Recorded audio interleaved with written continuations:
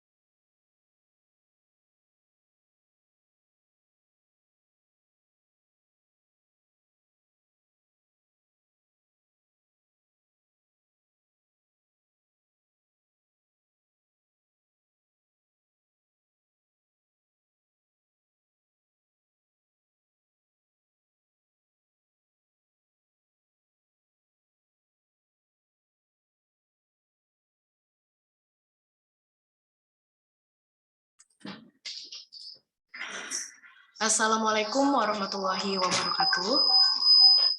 Good morning, everyone. This is an international summer school on accounting and finance committee with our lecturer, Dr. Andi Buhari, CRP, CPF. If everyone is ready to start, I will open this session. Before we start, I would like to remind you to open your camera and mute your audio. Also, I would like to inform you that you should rename your name to your full name since it will be used in the presents. The Honorable Dr. Andi Buhari, CRP, CPF, as our lecturer, and the Honorable, the participants who attends today's class. Alhamdulillahirabbil alamin. Assalatu wassalamu ala asyrafil anbiya'i wal mursalin wa ala alihi wa ashabihi ajma'in amma ba'du. Praise the presence of God Almighty, who still gives his guidance and mercy to all of us so that we can attend this general lecture in a good health. Blessing and greetings, let us always devote to our Lord, the Prophet Muhammad Sallallahu Alaihi Wasallam, who had brought us from the time of Jahiliyah into the era of full inayah like today. The topic of today's general lecture is Islamic Banking Corporate Governance, which will be delivered by our special speaker, Dr. Andi Buhari, CRP CPF. Let me introduce myself. My name is Kanita Amalia as the Master of Ceremony. Here I would like to show you the agendas we have to arrange today. The first agenda is opening. The second agenda is general lecture session. The next agenda is Q&A session. The next agenda is photo session. And the last agenda is closing. Let us start the first agenda, which is opening, by reciting Basmalah together. Bismillahirrahmanirrahim. The next agenda is class with the topic Islamic Banking Corporate Governance. Before we start the class, let me introduce our speakers today. Our speaker today, Dr. Insinyur Andi Buhari, MM, CPF, CRP, CPHCM. The current position,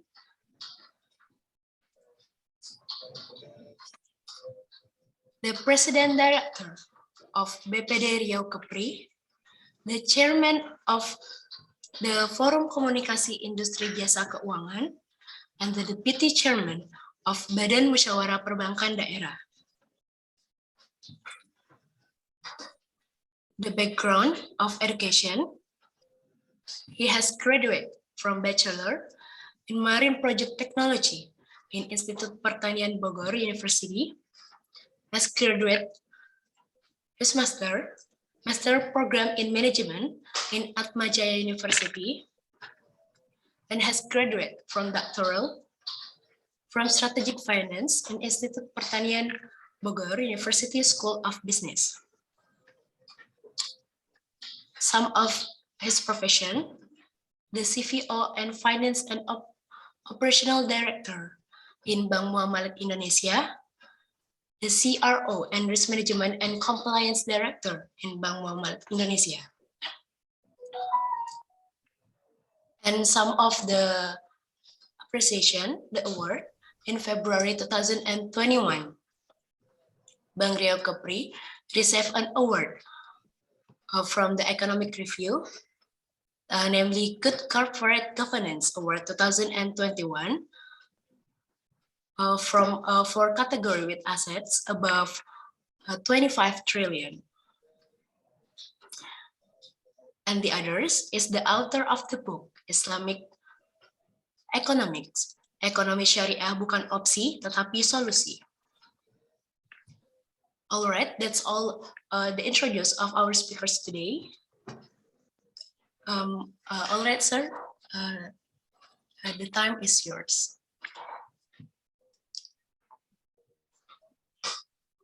Oke, Bismillahirrahmanirrahim. Assalamualaikum warahmatullahi wabarakatuh. Waalaikumsalam warahmatullahi wabarakatuh. Thank you, Bu Dini ya.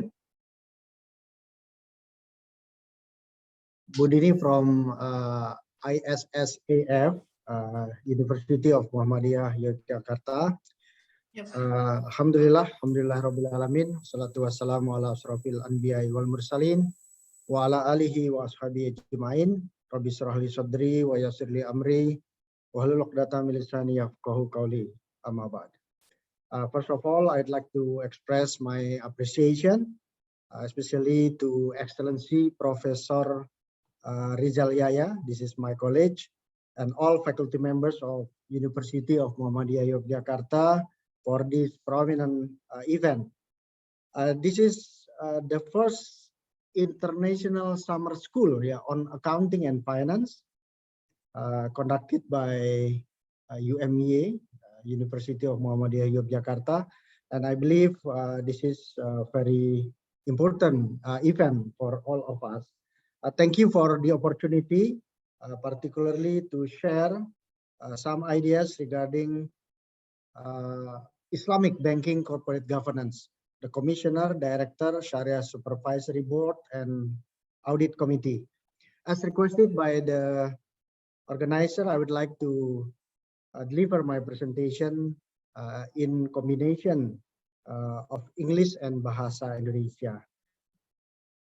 Actually, my presentation consists of 50 slides.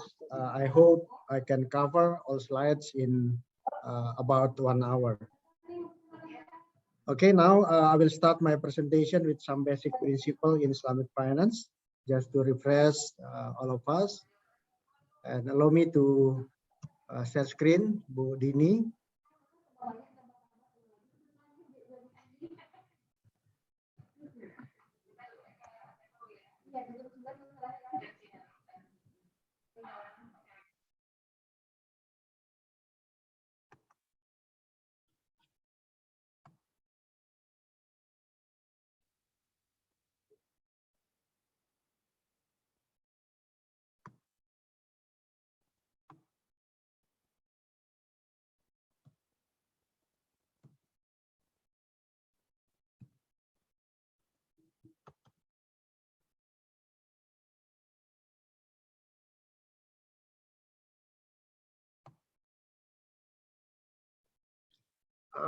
Is it already appear on the monitor, on the screen, my presentation, Bu Dini? Yes, sir. It's only the file. Okay. Yeah.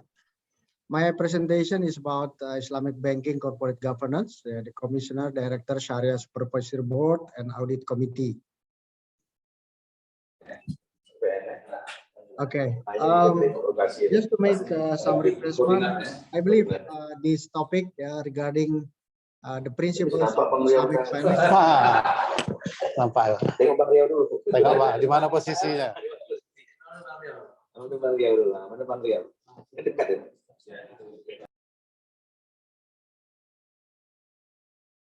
Okay.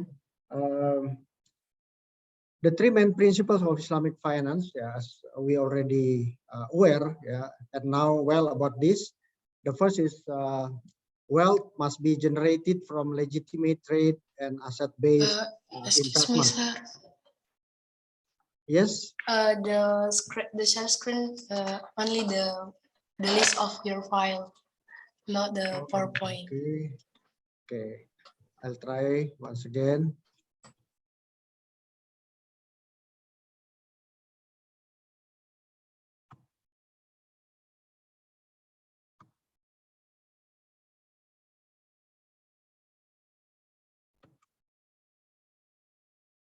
Is it already appeared?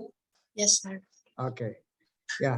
This is once again, yeah, the three main principles of Islamic finance. The first is wealth must be generated from legitimate trade and asset-based investment.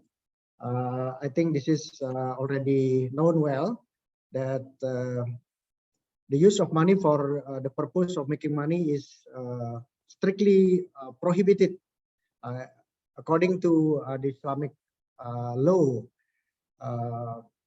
or the Islamic compliance in banking.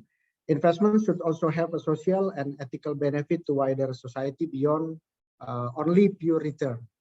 This is the basic and very important principle in accordance with the Islamic teaching for banking and finance. Secondly is the sharing of profit and loss. Of course, this is not the only schemes or modes of financing or transaction in Islamic banking, but the principle of sharing of profit and loss is the ideas of all transaction, of the other transaction in Islamic banking. And the third is the prohibition of the collection and payment of interest by lenders as well as by the investors. This is also a very important principle in Islamic banking, should be followed by all particular bankers or participant in Islamic transaction. Okay, and now I would like to enter about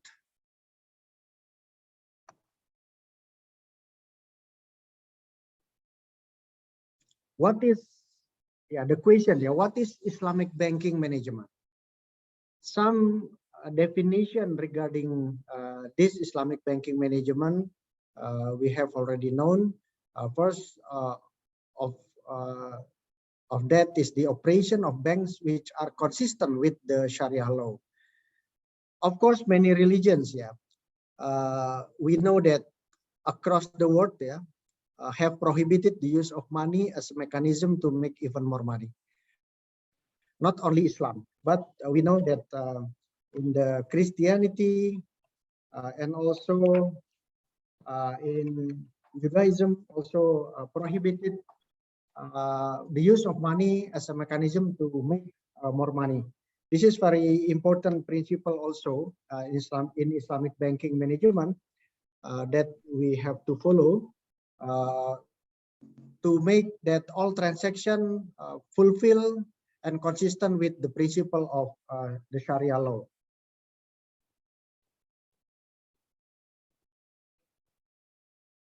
And now we know that there are some mode of financing in Islamic banking. The first is partnership-based mode.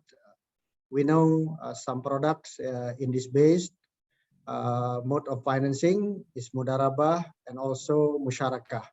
And secondly, the mode of financing based on trade-based mode, such as the product of murabaha, salam, and also by al-istisna. And the third is the rental-based mode, such as ijarah and ijarah muntahiyah bitamlik.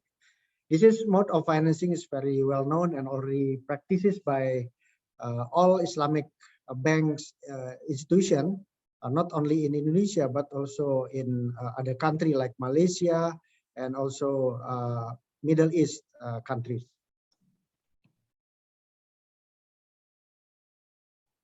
Unlike the conventional system, the Islamic financial system is based on participation of public policy institutions, regulatory and supervisory authorities, and Sharia authorities. This is the difference between Islamic institution and the conventional one. The existence of the Sharia authorities, we call it in Indonesia as Dewan Pengawas Syariah or Sharia Supervisory Board. This is one of the differences between Islamic bank institution and also Islamic finance with the conventional banking or finance. Now we enter to the topic, the main topic of this session, the corporate governance. We start with the definition of the corporate governance itself. What is the corporate governance?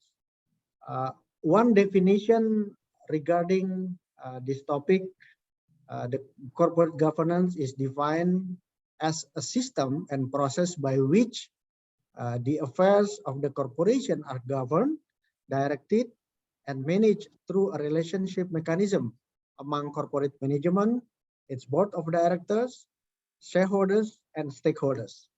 This is the main or the common definition regarding corporate governance. Of course, there are some other definition regarding good corporate governance. According to Sir Adrian Cadbury, GCG or good corporate governance is defined as a concern with holding the balance between economic and social goals and between individual and communal goals. This is very important. There is consideration about the communal goals, not only the individual or the corporation itself. The good corporate governance framework is there to encourage the efficient use of resources and equally to require accountability for the stewardship of those resources. And the aim of this good corporate governance is to align as nearly as possible the interests of individuals, corporation, and society. And the other definition of good corporate governance delivered by IICG, the Indonesian Institute of Good Corporate Governance. Corporate governance in bahasa is a process, merupakan suatu proses and structure, almost same the definition with the previous one, yang diterapkan which is implemented dalam menjalankan perusahaan dengan tujuan utama. The main goal is to increase, meningkatkan nilai the shareholders values in long run, dalam jangka panjang, dengan tetap with the keep the attention, memperhatikan kepentingan stakeholders lain, to the other stakeholders interest. This is very important. Not only consider the values of the shareholders or pemegang saham, but also to consider the stakeholders, other stakeholders' interest. This is, I think, a very important stress in this definition. And also definition according to Kementerian BUMN, state-owned enterprises, the Ministry of State-owned Enterprises, corporate governance adalah suatu proses dan struktur yang digunakan oleh organ BUMN untuk meningkatkan keberhasilan usaha dan akuntabilitas perusahaan guna mewujudkan nilai pemegang saham dalam jangka panjang, quite same definition, in the long run, dengan tetap memperhatikan kepentingan stakeholders lainnya berlandaskan peraturan perundang-undangan dan nilai-nilai etika. In this definition, there is additional statement that based on regulation and also the ethics, the ethic values.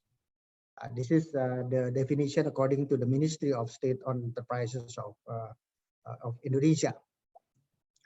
And one more definition, this is about good corporate governance, prinsip-prinsip yang mendasari suatu proses dan mekanisme pengelolaan perusahaan berdasarkan peraturan perundang-undangan dan etika berusaha.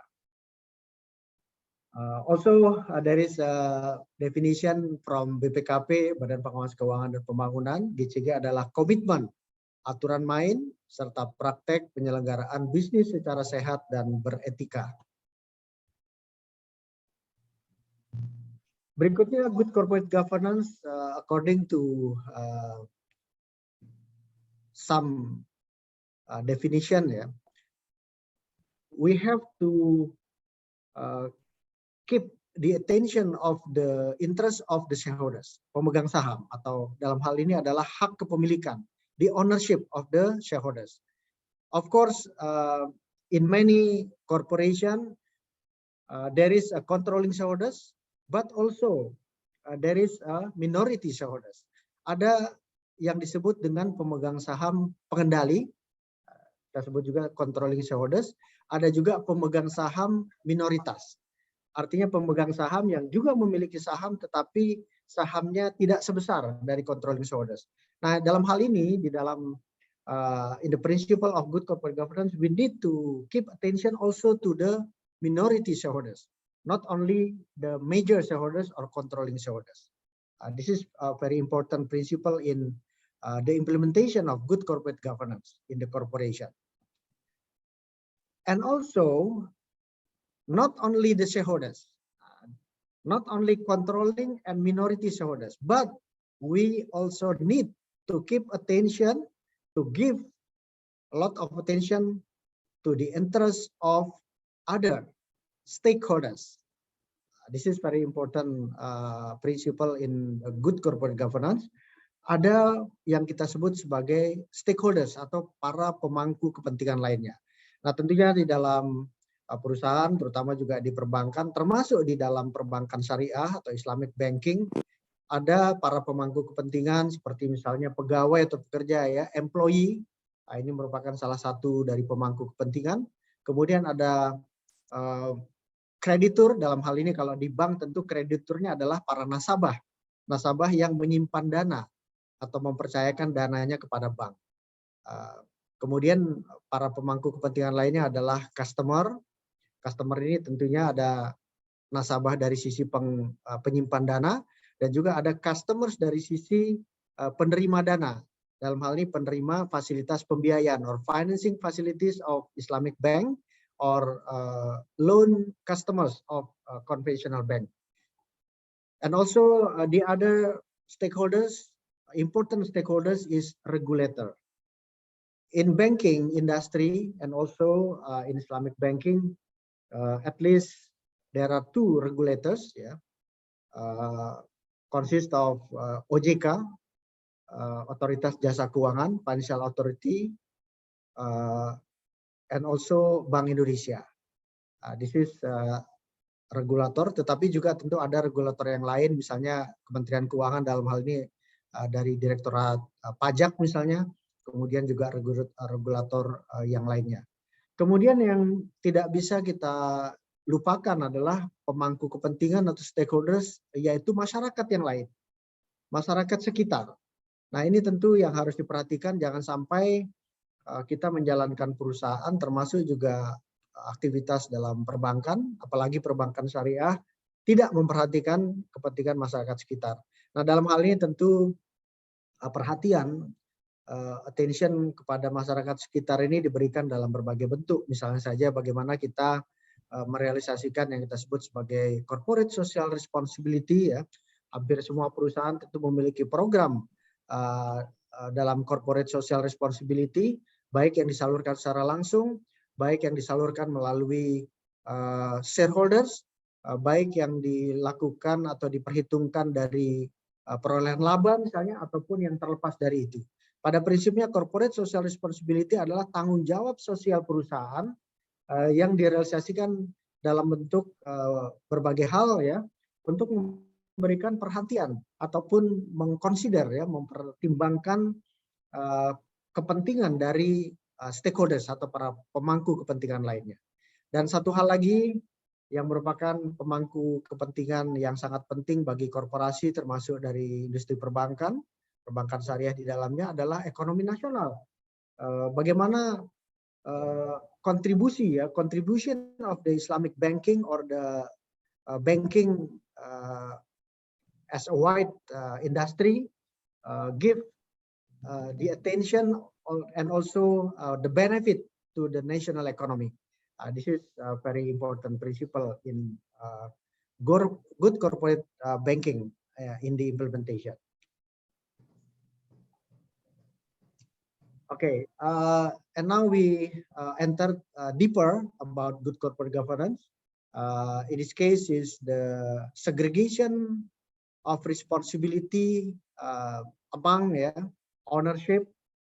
In this case is shareholders, governance, and also the management. In the principle of good corporate governance has already rules that there are some interest among parties in the corporation. The first is ownership.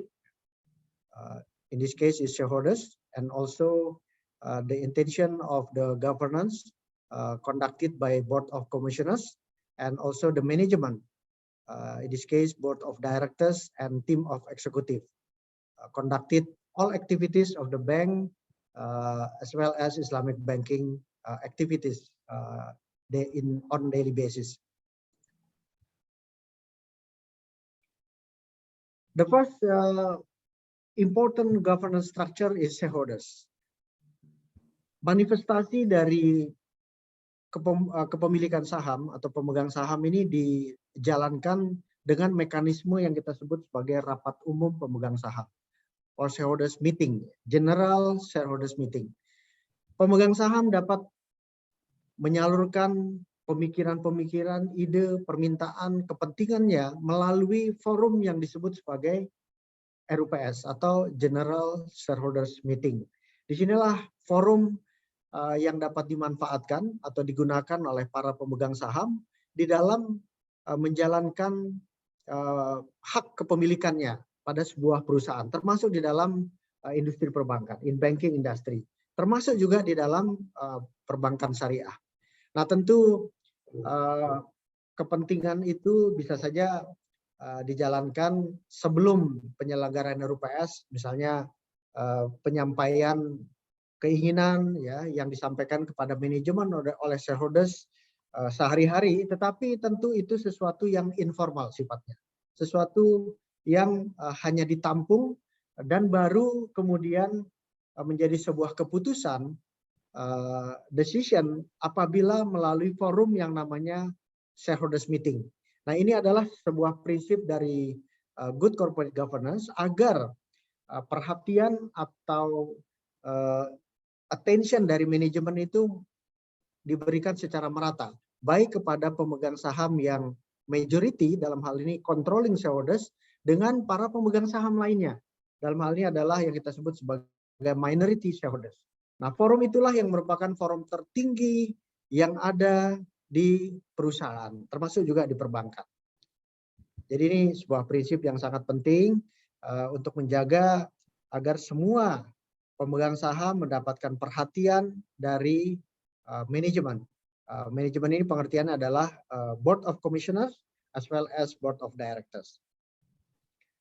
Kemudian the second governance structure, the important governance structure is board of commissioners. Nah, board of commissioners kita sebut sehari-hari sebagai dewan komisaris. Ini adalah organ perusahaan yang sangat penting, yang salah satu fungsinya adalah memberikan pengawasan, melakukan pengawasan terhadap jalannya perusahaan. Kemudian juga memberikan masukan-masukan, memberikan nasihat kepada board of directors, kepada direksi, bagaimana menjalankan perusahaan dengan prinsip-prinsip good corporate governance atau tata kelola. Kita sebut dalam bahasa Indonesia good corporate governance sebagai tata kelola perusahaan yang baik. Dan tentunya dalam hal ini we need to give attention the implementation of governance, rights and duties, tugas-tugas dan juga kewenangan itu dijalankan mengikuti prinsip-prinsip governance. Kemudian tentunya dalam in governance structure ada yang kita sebut sebagai board of directors atau direksi dalam bahasa Indonesia. Board of Directors led by President Director and assisted by Executive Officer. Yang kita sebut sebagai Executive Officers consists of some division head, ya, kemudian juga branch manager dan also beberapa organ-organ di bawahnya. Nah, ini tentunya juga dalam hal ini menjalankan hak-hak prerogatif di dalam operasional perusahaan untuk menjamin tersenggaranya perusahaan dan mencapai tujuan ataupun target-target perusahaan secara baik, ya, mencapai target-target yang telah ditetapkan oleh pemegang saham, kemudian juga yang telah disampaikan oleh perusahaan kepada otoritas. Nah, ini adalah tugas dari Board of Directors dan juga para executive officers yang ada di lembaga korporasi, termasuk juga di perbankan. Nah, dalam hal ini tentu Board of Directors also can give the delegation, ya, responsibilities to the below structure of the organization, ya, seperti saya sampaikan tadi, ada kepala divisi dan seterusnya. Kemudian the very important governance structure, especially in Islamic bank and finance, we call it Sharia Board, Dewan Pengawas Syariah. As mentioned earlier, that this Sharia Board only exists in Sharia or Islamic banking, Islamic finance, Islamic institution. Di konvensional bank atau di lembaga keuangan konvensional, yang namanya Syariah Board ini atau Dewan Pengawas Syariah ini tidak diperlukan atau tidak ada. Inilah salah satu yang membedakan antara lembaga keuangan syariah dengan lembaga keuangan konvensional. Kemudian kita masuk kepada elemen-elemen, ya, dalam hal ini kita rumuskan ke dalam 5 key elements of corporate governance. Nah, yang pertama, the first and the most important thing is good board practices. Praktek-praktek atau implementasi dari kepengurusan, ya, good board practices. Yang pertama adalah clearly defined roles and authorities. Nah, tentunya harus ada peran, ya, yang jelas dan juga kewenangan authorities dari masing-masing member of the board, baik itu board of commissioner dan board of directors. Demikian juga board of Syariah Board, Dewan Pengawas Syariah. Nah, tentu kewenangan ini mengacu, ya, based on the external regulation, ya, dari OJK misalnya, ataupun dari undang-undang, dalam hal ini adalah Undang-Undang Perseroan Terbatas, ya, itu secara jelas telah mengatur peran dan juga kewenangan, tugas dan tanggung jawab dari Board of Directors, Board of Commissioners, kemudian untuk Dewan Pengawas Syariah juga diatur di dalam aturan, yaitu aturan yang berasal dari Dewan Syariah Nasional, National Syariah Board. Nah, kemudian yang kedua, duties and responsibilities of members understood. Para pihak ataupun anggota dari dari Board of Commissioner maupun Board of Director harus paham, memahami sepenuhnya tugas dan tanggung jawabnya. Ini merupakan pesan dari yang kedua ini. Kemudian yang ketiga adalah board is well structured. Tentunya kita di setiap perusahaan termasuk juga di Islamic banking ini memiliki struktur organisasi atau SOT yang mengatur posisi dan juga hubungan kerja. Baik ada yang namanya garis koordinasi, ada juga yang disebut sebagai garis instruksi yang diatur di dalam SOT atau organizational structure of the board. Ya, termasuk di dalamnya bagaimana mengatur struktur organisasi yang lebih rendah dari Board of Director. Dalam hal ini adalah pimpinan-pimpinan divisi, kepala divisi maupun kepala cabang dan seterusnya. Kemudian yang keempat adalah appropriate composition and mix of skills. Nah, ini untuk for the implementation of good corporate governance atau tata kelola yang baik harus ada mix of skills. Artinya memang harus ada kombinasi dari berbagai skills Dalam hal ini tentu ya for the banking in the banking industry as well as Islamic banking industries, the mix of skills bisa dalam bentuk bagaimana keahlian misalnya dalam accounting, tetapi juga keahlian-keahlian yang lain, termasuk di dalamnya misalnya bagaimana keahlian di dalam pemahaman risk management, pemahaman terhadap regulasi, kemudian pemahaman juga di dalam berbagai transaksi yang harus dilakukan ataupun yang tidak boleh dilakukan di lembaga yang namanya lembaga perbankan, banking industry. Nah, ini tentu membutuhkan skill secara mix untuk bisa menjalankan itu semua. Kemudian berikutnya adalah appropriate board procedures. Ini adalah prosedur-prosedur yang mengatur bagaimana board menjalankan kewenangan, ya, fungsi dan tugasnya. Tentu ini harus disusun berdasarkan juga ketentuan-ketentuan eksternal yang ada yang lebih tinggi sifatnya.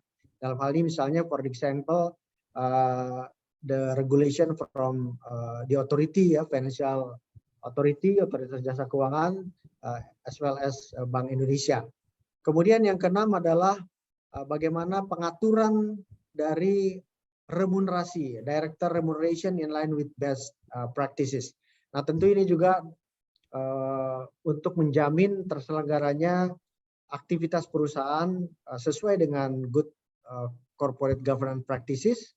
Ini juga harus memperhatikan hal ini. Bagaimana hak-hak dan juga apa yang boleh dan tidak boleh diterima, ya, dalam hal ini remunerasi dari director dan juga tentunya juga organ-organ dari perusahaan yang lain. Kemudian yang terakhir dari good board practices ini adalah boards of evaluation dan and training conducted.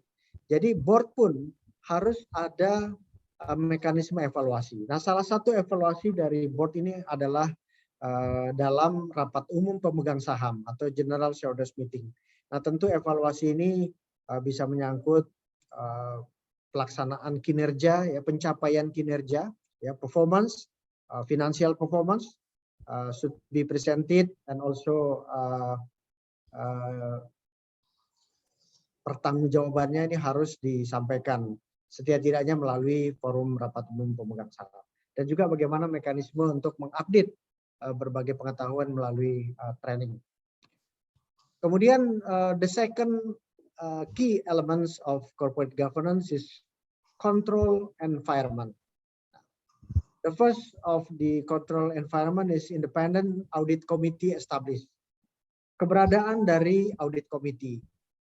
In banking industry, sungguhnya yang namanya komite ini tidak hanya audit committee atau komite audit, tapi ada beberapa komite yang lain, yaitu misalnya komite remunerasi dan nominasi, kemudian juga ada komite pemantau risiko, risk monitoring committee.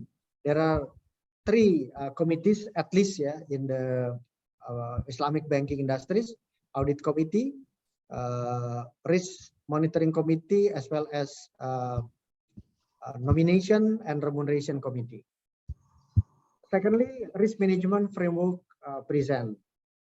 Sebagai lembaga perbankan yang tentunya harus mengadopsi pengelolaan risiko yang baik karena bekerja ataupun menjalankan aktivitasnya berdasarkan atau penuh dengan aspek risiko, maka tentu harus memiliki yang namanya risk management framework.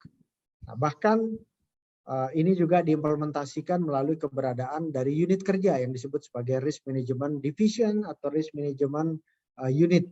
Nah, tentunya ini diimplementasikan dengan berbagai pengelolaan risiko yang termasuk di dalamnya yang kita sebut, kita sudah paham mengenai risk management, ada 4 aspek, ya, 4 aspects. Important aspect in risk management consists of identification of risk, secondly measurement, ya, bagaimana kita mengukur risiko, dan ketiga adalah monitoring, bagaimana kita memonitor risiko, dan yang keempat adalah control, ya, risk control, atau bagaimana kita mengendalikan risiko. Nah, kemudian hal yang ketiga dari control environment adalah internal control procedures. dari masing-masing unit kerja tentunya harus memiliki internal control yang baik, dan ini tentunya sebagai bagian dari pelaksanaan prinsip-prinsip good corporate governance. Kemudian internal audit function, kemudian berikutnya lagi ada independent external auditor, conducts audit, ya, dalam hal ini adalah kita mengenalnya sebagai KAP ya, dan ini mandatory, setiap perusahaan apalagi perbankan wajib dilakukan audit ya, yang dilakukan oleh eksternal auditor, dalam hal ini oleh kantor akuntan publik. Dan kantor akuntan publik ini harus ditunjuk oleh Board of Commissioner. Ya. External auditor have to be appointed by Board of Commissioner. Kemudian yang keenam, Management Information System established. Nah, ini juga suatu hal yang penting dalam penyelenggaraan control environment sebagai bagian dari elemen kunci of the implementation of good corporate governance. Kemudian yang terakhir adalah compliance function established. Nah, di perbankan, termasuk perbankan syariah, fungsi compliance ini bahkan ditambah dengan syariah compliance. This is very important structure in Islamic bank, that is the existence of compliance, syariah compliance as a part of compliance division. Divisi kepatuhan yang ada di perbankan syariah. Kemudian the third key element of corporate governance adalah transparent disclosure. Bagaimana kita mendisclose atau kita menyampaikan ya secara transparan ya berbagai hal, sepanjang itu ini sesuatu yang sangat penting, sepanjang itu tidak melanggar ketentuan lainnya yang menyangkut dengan undang-undang ataupun ketentuan kerahasiaan bank. This is very important principle in the implementation of good corporate governance. This third element, transparent disclosure. Sepanjang ya, as long as tidak melanggar prinsip yang lain, yaitu kerahasiaan bank. Karena ini sama-sama kuatnya. Jadi di satu hal, di satu sisi kita harus menjalankan, mendisclose secara transparan berbagai hal ya, termasuk di dalamnya misalnya bagaimana kita mendisclose laporan keuangan. Bu Dini, ini saya kombinasi ya dengan bahasa Indonesia karena partisipan kita saya lihat ini kebanyakan orang Indonesia ini. Jadi saya menyampaikan dalam bahasa Indonesia. Sebagian. Jadi prinsip-prinsip untuk mendisclose berbagai hal di perbankan ya, termasuk perbankan syariah ini harus juga memperhatikan aspek yang lain yang sama pentingnya, yaitu kerahasiaan bank. Karena itu sama kuatnya. Bahkan ada pengaturan di dalam Undang-Undang Perbankan Syariah ya, Undang-Undang Nomor 21 tahun 2008 yang mengatur secara cukup keras sanksi bagi pelanggar ketentuan kerahasiaan bank atau Undang-Undang prinsip-prinsip kerahasiaan nasabah. Ya, sanksinya itu sangat keras dan sangat berat. Nah, terkait dengan transparent disclosure ini, yang pertama adalah bagaimana kita mendisclose laporan keuangan ya, financial information. Kita wajib mempublikasikan laporan keuangan setidaknya 6 bulan sekali. Kemudian yang kedua adalah non-financial information disclose. Jadi kita harus juga mendisclose, menyampaikan, menginformasikan kepada publik informasi yang terkait dengan non-finansial. Jadi bukan hanya finansial, tapi juga hal-hal yang terkait non-finansial. Kemudian yang ketiga adalah financial prepared according to IFRS. Ya, jadi ini juga prinsip yang diatur. Kemudian yang keempat, high quality annual report publish, ya wajib kita publikasikan. Dan yang kelima adalah web based disclosure. Jadi kita juga harus menyampaikan ini secara yang berdasarkan di web kita ya, website segala macam. Kemudian elemen yang keempat, elemen kunci yang keempat adalah well defined share owner ya, atau shareholders right. Jadi bagaimana kita mendefinisikan secara baik hak-hak dari para pemegang saham. Yang pertama adalah minority share owner ya, atau shareholders. Ya, kita lebih mengenal shareholders ya. bagaimana hak-haknya diformulasikan ya, diformalize hak-hak minority shareholders ini, misalnya bagaimana mereka mendapatkan hak dalam menerima laba ya, bagian keuntungan dari perusahaan, kemudian juga bagaimana mereka mendapatkan hak-hak yang lain seperti misalnya laporan keuangan, termasuk juga di dalam kita menyalurkan di perusahaan tertentu, misalnya termasuk di Bank Recovery kita menyalurkan CSR ya, Corporate Social Responsibility ini melalui pemegang saham. Termasuk juga di dalamnya adalah minority shareholder atau shareholders. Kemudian bagian yang kedua dari bagaimana kita mendefinisikan secara baik shareholders rights ini adalah kita harus memiliki well organized General Assembly conducted. Jadi kita harus memiliki sarana yang tadi kita sebut sebagai General Shareholders Meeting misalnya ya, kemudian kita laksanakan dengan baik dan juga ini harus mengacu kepada ketentuan yang ada. Sudah banyak aturannya, baik itu aturan yang diberikan melalui Undang-Undang Perseroan Terbatas, Undang-Undang PT ya, penyelenggaraan RUPS ini, kemudian juga yang diatur oleh aturan-aturan internal. Bagaimana mekanisme mengundangnya misalnya, ada beberapa perusahaan wajib sudah melakukan menyampaikan undangan misalnya 14 hari sebelum pelaksanaan dari General Assembly Meeting misalnya, atau ada yang mengatur beberapa hari sebelumnya. Nah, kemudian yang ketiga adalah policy ya, aturan-aturan ya, kebijakan policy on related party transaction, transaksi-transaksi terhadap pihak-pihak yang terkait. Nah, misalnya pihak terkait ini tentu yang terkait ada definisi keterkaitan ini baik yang menyangkut keterkaitan keuangan, ada juga keterkaitan kepemilikan saham, ada juga keterkaitan hubungan kekeluargaan. Nah, ini biasanya harus declare. We need to have clear declaration ya to the related party. Misalnya direksi ini tidak boleh memiliki hubungan kekeluargaan dengan komisaris misalnya. Ya, kemudian juga tidak boleh atau memiliki independensi ya. Jadi bisa diatur dalam bentuk kata-kata tidak boleh ya, tidak boleh memiliki hubungan kepemilikan, tidak boleh memiliki hubungan kekeluargaan, dan juga tidak boleh memiliki hubungan keuangan ya, antara Board of Directors, kemudian Board of Commissioners, dan juga dengan shareholders. Nah, ini untuk banking industry as well as Islamic banking industry.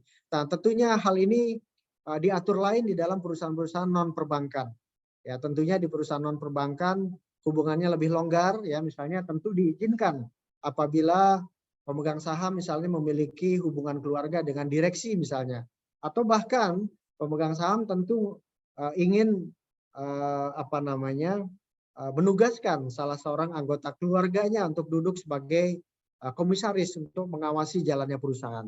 Nah, tentu ini diperbolehkan di perusahaan-perusahaan non perbankan ya, non banking industry. Tapi di perbankan ini sangat strictly prohibited ya, sangat strict, tidak diizinkan adanya hubungan related party tadi. Kemudian berikutnya adalah policy on extraordinary transaction atau transaksi-transaksi yang extraordinary ya. Tentunya ini harus diatur ya, harus ada policy-nya. Kemudian juga yang terakhir adalah clearly defined and explicit dividend policy, kebijakan dividen. Nah, di dalam beberapa perusahaan ya termasuk perbankan sudah diatur mekanisme the mechanism of dividend distribution. Nah, biasanya misalnya sebuah rasio tertentu dari laba ini yang dibagikan kepada para pemegang saham. Ini bisa saja diatur, tetapi bisa juga tergantung pada keputusan dari para pemegang saham ya. Jadi artinya mengalami perubahan setiap tahun ketika diselenggarakannya annual shareholders meeting. Bagaimana mekanisme dari pembagian dividen ini. Kemudian elemen kunci kelima dari prinsip-prinsip corporate governance adalah board commitment. Nah, board commitment ini diimplementasikan dalam bentuk the board discusses corporate governance issues ya. Kemudian juga telah menyusun ya komite corporate governance. Nah, komite corporate governance ini tentunya bisa dalam bentuk yang formal, sebuah komite yang khusus kita sebut sebagai corporate governance committee, tapi juga bisa dijalankan oleh komite yang ada yang sifatnya mandatori. Misalnya bagaimana the implementation of good corporate governance ini dijalankan oleh komite audit, kemudian komite pemantau risiko, dan juga komite nominasi dan remunerasi di dalam melaksanakan tugas-tugasnya. Untuk di level board of directors ya juga ada beberapa komite yang wajib menjalankan prinsip-prinsip corporate governance ini. Misalnya komite kredit ya, pembiayaan ya, financing committee, kemudian juga ada IT steering committee misalnya, kemudian juga ada risk management committee in the board of directors level. This is very important to make sure that the principle of good corporate governance existed in the corporation. Kemudian board of commitment yang kedua adalah the company has a corporate governance champion. Nah, ini suatu yang sangat baik apabila dilakukan adanya champion-champion dari pelaksanaan good corporate governance. Ya, memang ini belum semua perusahaan memiliki ini, tetapi akan sangat baik sekali kalau menerapkan ya atau menunjuk secara khusus champion-champion, baik itu yang ada di level kantor pusat ya, ataupun bahkan yang ada di level kantor-kantor cabang yang namanya corporate governance champion. Kemudian yang ketiga adalah a corporate governance improvement plan has been created ya. Bagaimana merencanakan perbaikan dari penerapan good corporate governance. Kemudian berikutnya adalah appropriate resources are committed. Jadi sumber-sumber daya yang sesuai ini harus dikomitmenkan oleh setiap board member ya, board of directors as well as board of commissioner. Bagaimana kita berkomitmen untuk menyediakan sumber daya yang memadai untuk pelaksanaan prinsip-prinsip good corporate governance. Kemudian berikutnya adalah policy and procedure ya have been formalized and distributed to relevant staff. Jadi memang SOP, kemudian juga prosedur yang lain dalam bentuk SE misalnya, surat edaran direksi, kemudian juga prosedur yang lain ya seperti ada di apa yang disebut di Bank Rekepi sebagai BPP ya, buku pedoman perusahaan, ini harus diformalisasikan ya menjadi sebuah aturan yang baku dan kemudian didistribusikan kepada seluruh staf.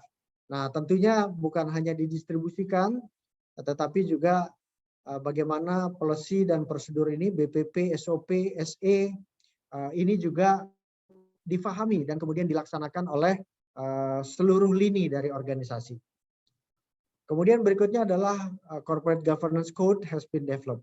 Ini juga bagaimana menerapkan prinsip good corporate governance dengan adanya corporate governance code ya. Ini tentu satu yang lebih dalam lagi untuk apa namanya menerapkan prinsip-prinsip good corporate governance ini.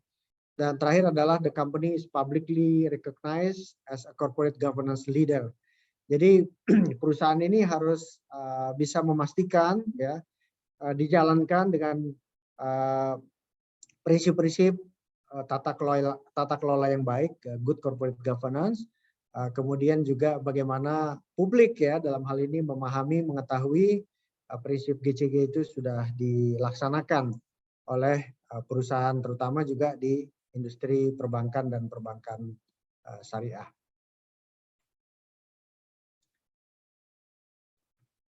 Berikutnya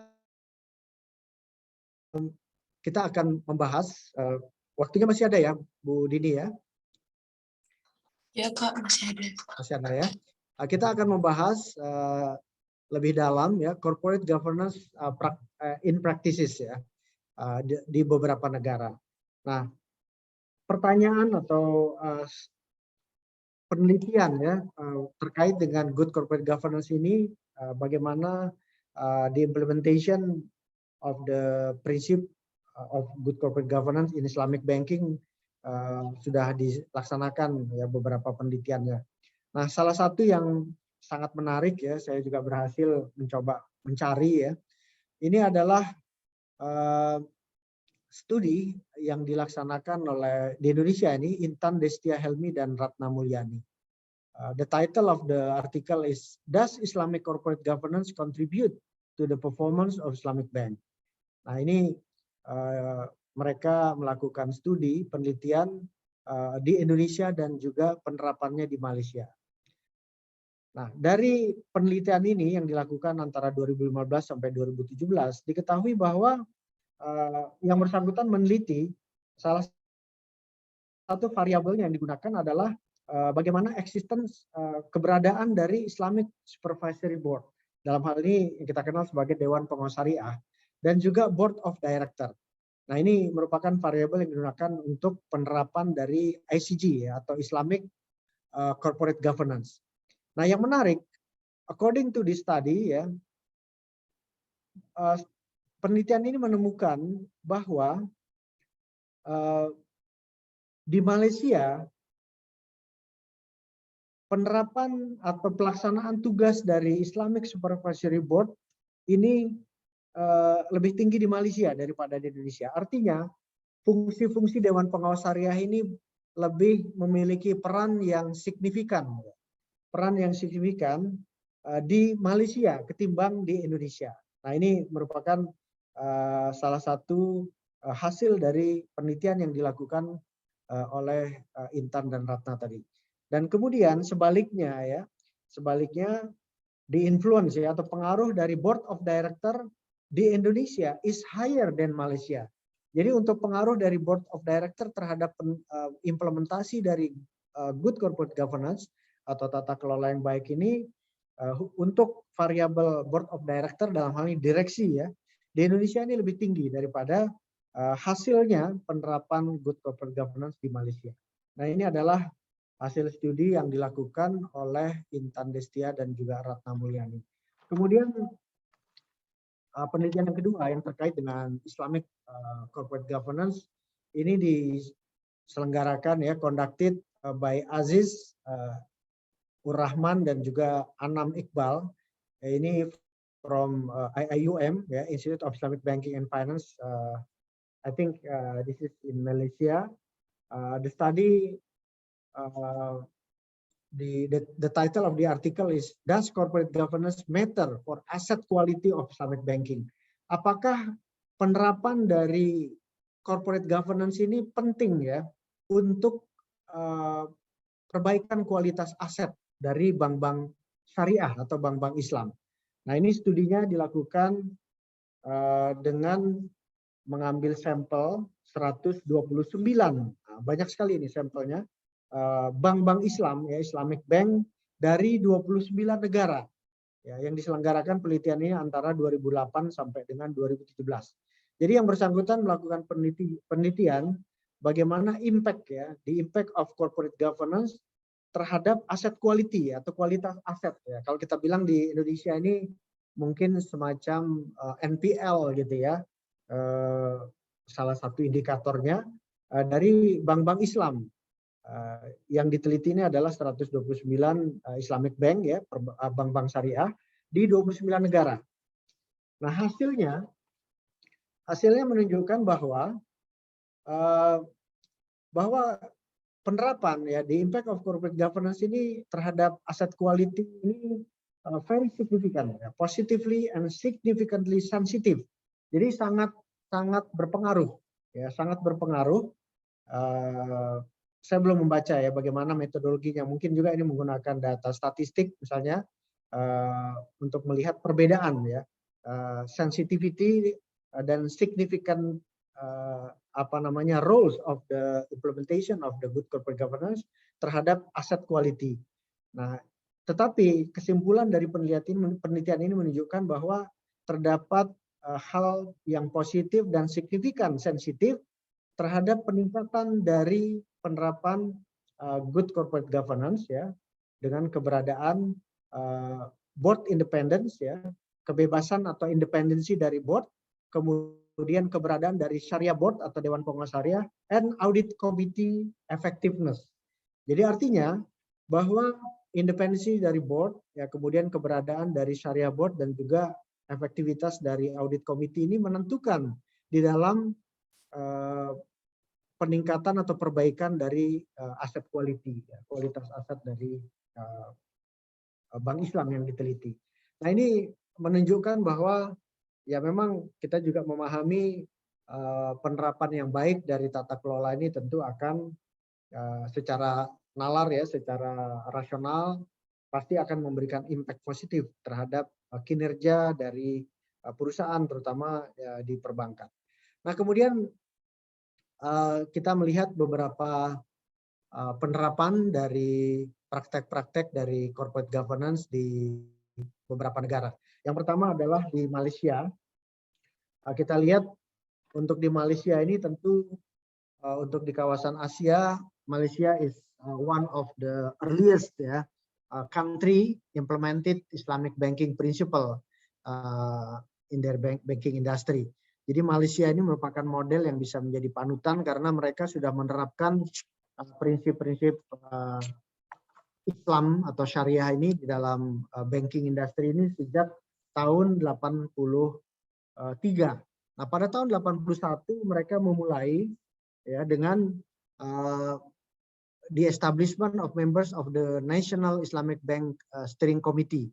Jadi mereka mendirikan steering committee untuk Bank Islam ya di Malaysia tidak ada bank syariah, yang ada namanya di sana Islamic Bank dan komite ini kemudian bekerja dengan merumuskan beberapa hal. Nah, rumusan dari komite ini yang pertama adalah an Islamic bank should operate under Sharia principle. Kemudian yang kedua, an Islamic bank should incorporated as a limited company under the Company Act 1965. Mereka memiliki undang-undang ya perusahaan, kalau kita undang-undang PT ya Companies Act itu tahun 1965. Nah mereka Islamic Bank ini harus didirikan berdasarkan undang-undang tersebut. Nah kemudian yang ketiga adalah the central bank should monitor and supervise the Islamic Bank. Jadi artinya bank-bank Islam di Malaysia tetap berada di bawah supervisi dari central bank atau katakanlah di sana bank bank negara ya, bank negara Malaysia.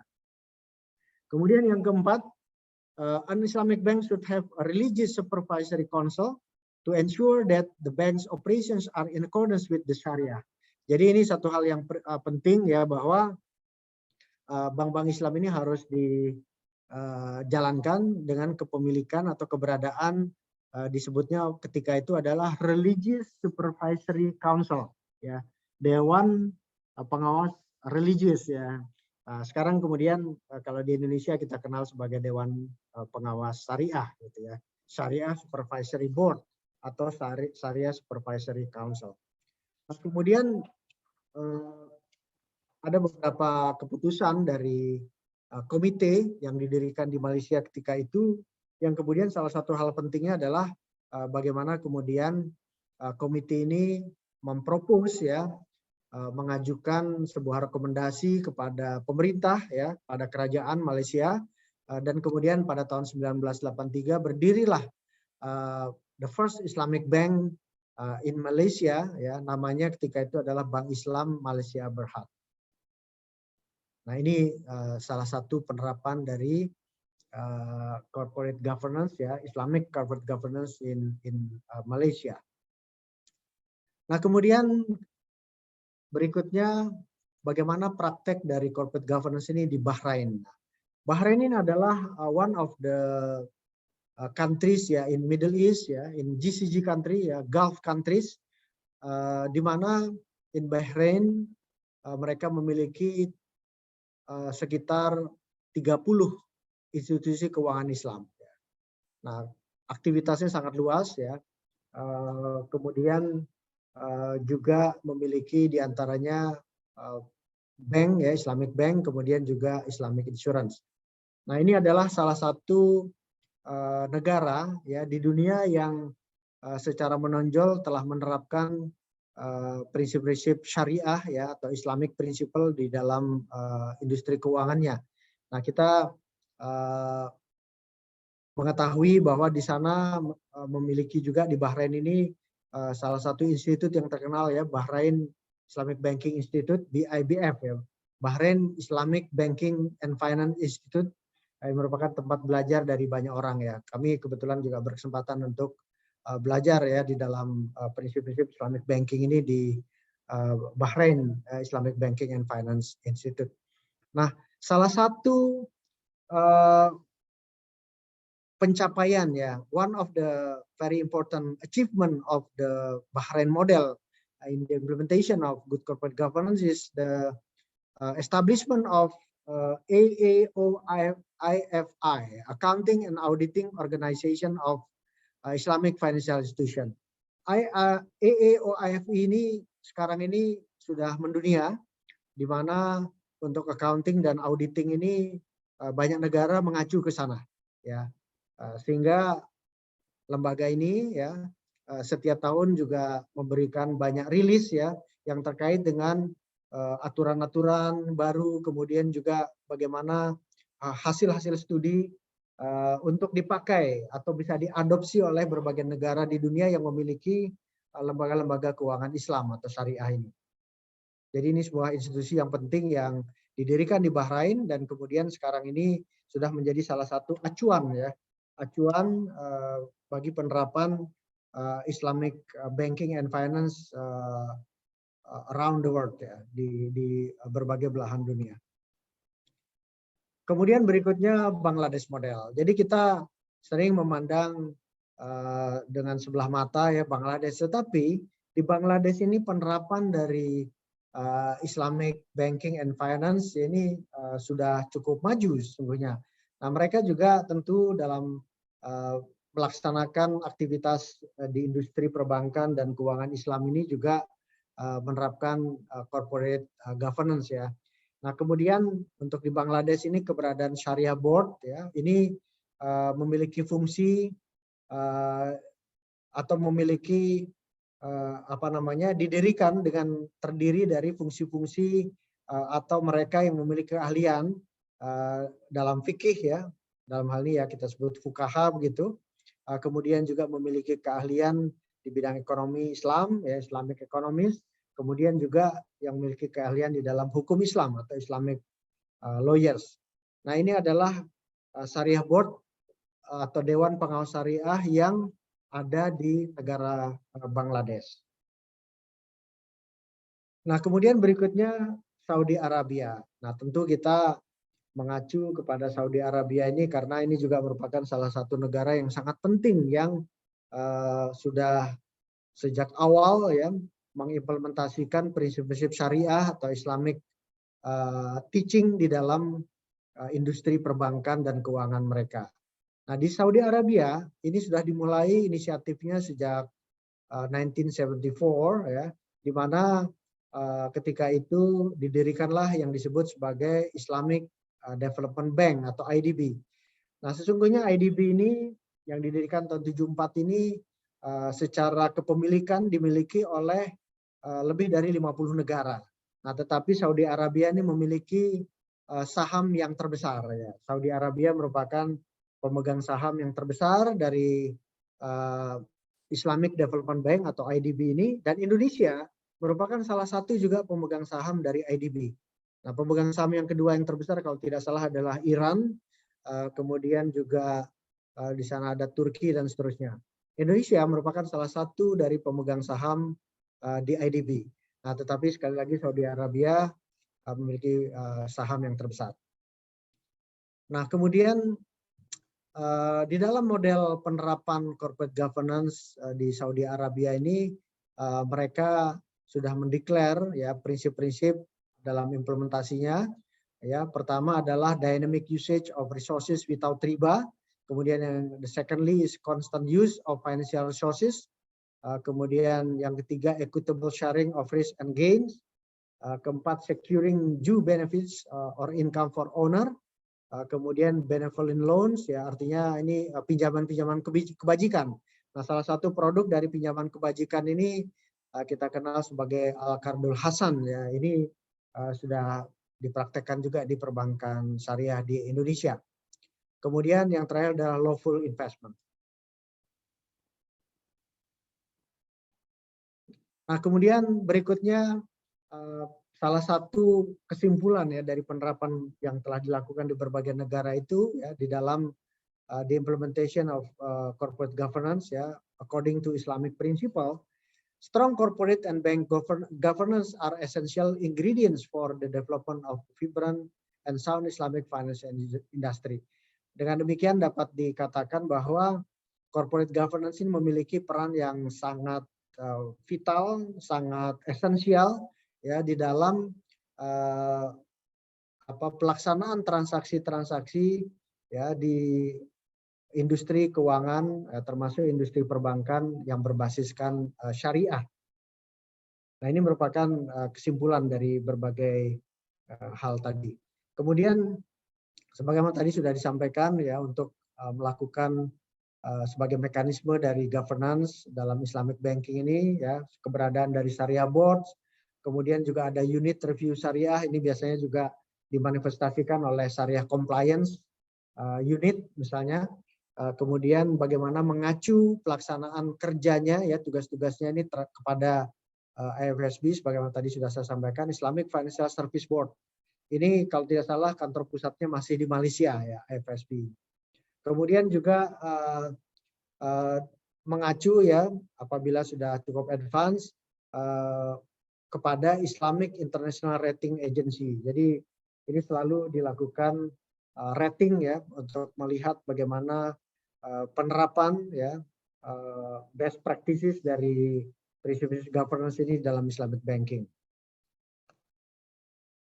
Kemudian yang terakhir ya sebagai bagian akhir dari sesi yang saya berikan, ini ada yang kita sebut dan sebenarnya kita sudah mengenal, ini cuma kita balik saja. Biasanya kita menyingkat prinsip-prinsip good corporate governance sebagai tarif ya, tarif transparan, accountability, responsibility, independency dan juga fairness. Nah, tetapi kalau kita mau menerapkan corporate governance ini dalam Islamic principle, bagus kita menggunakan istilah fitrah ya. Ini lebih dekat kepada istilah syariah ya di dalam Islamic teaching. Ya fitrah ini singkatannya sama, yang pertama adalah fairness ya di dalam kita menarik investor, kemudian juga bagaimana kita menerapkan berbagai aktivitas di dalam industri perbankan syariah. Kemudian yang kedua adalah prinsip-prinsip independensi ya, bagaimana kita mendapatkan independen di dalam mendapatkan kepercayaan dari para pemangku kepentingan. Kita tidak kemudian terafiliasi oleh kepentingan-kepentingan sedikit shareholders ataupun kepentingan sedikit pihak yang kemudian membuat kita menjadi bersikap tidak fair. Kemudian yang ketiga adalah transparansi. Tentunya sebagaimana tadi sudah kami sampaikan, transparansi ini memiliki tujuan yang baik ya, dalam hal ini bagaimana kita mendeklar ya, mendisclose berbagai hal yang terkait dengan aktivitas kita kepada publik. Tetapi patut diingat bahwa transparansi ini juga dibatasi oleh ketentuan lain yang sifatnya setara ya atau bahkan lebih tinggi, yaitu adanya undang-undang kerahasiaan bank dan juga undang-undang kerahasiaan nasabah. Bagaimana kita tetap transparansi ya secara umum, tetapi juga kita tetap menjaga hal-hal yang memang harus kita rahasiakan. Dalam hal ini misalnya bagaimana kita tidak boleh memberitahukan kepada siapapun terkait dengan nasabah-nasabah pemilik dana ya yang menyimpan dananya di bank syariah.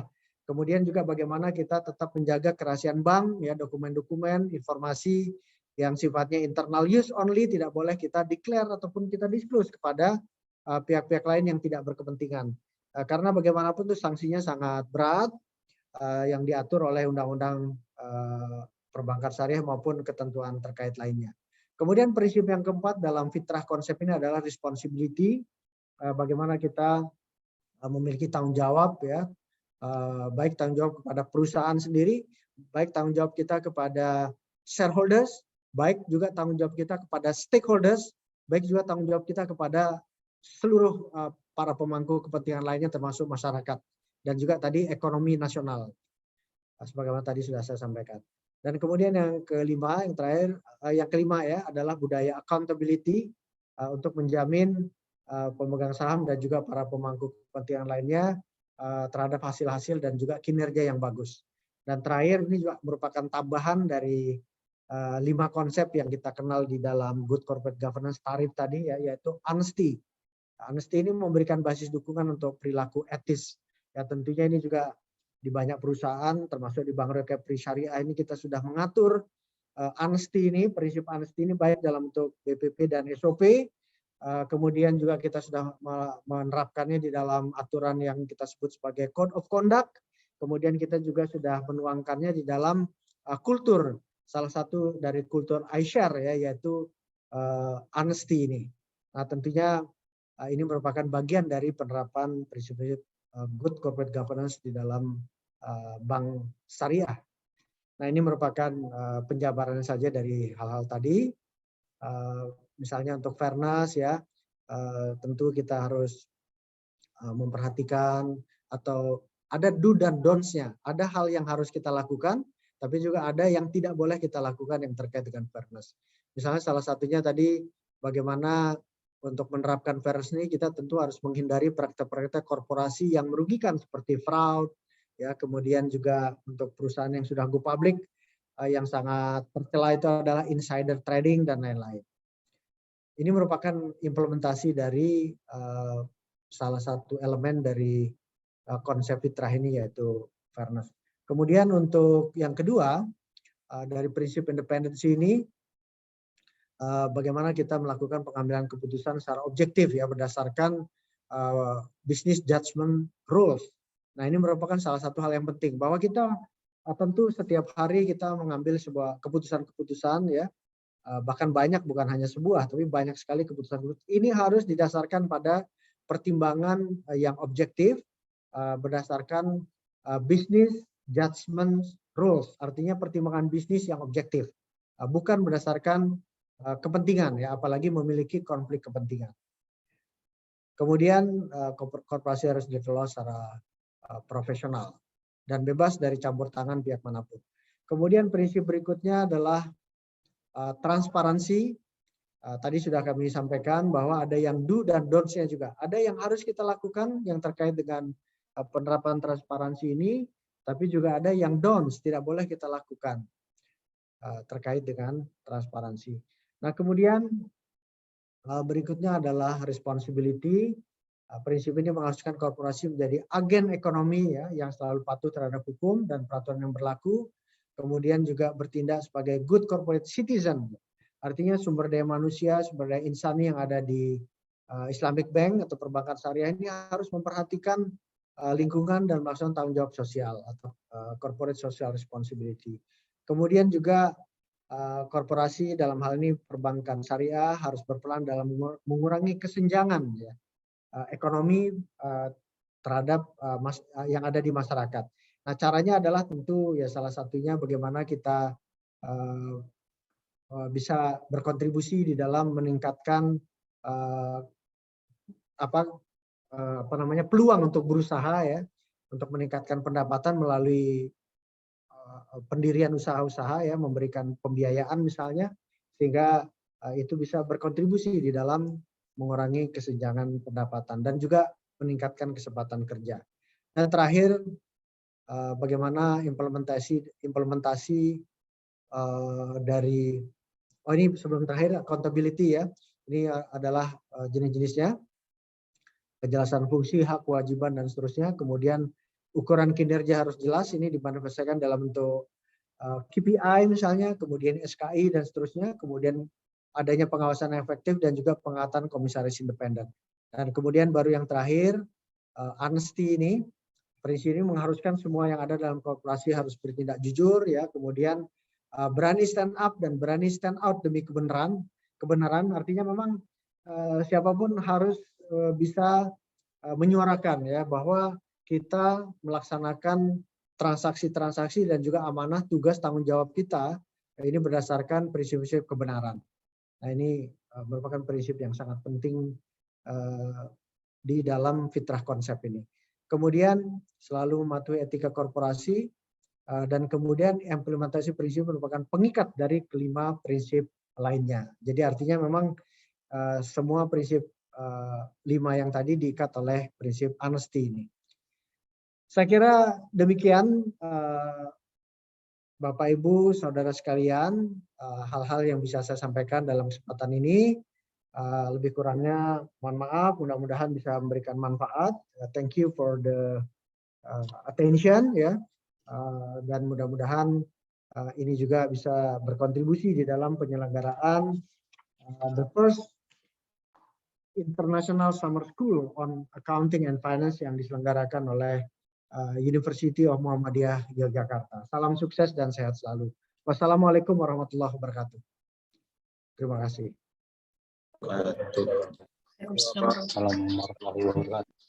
All right, thank you so much, sir, for the interesting material that we have today. All right, for all of you guys who have question, please press hand and turn on your camera.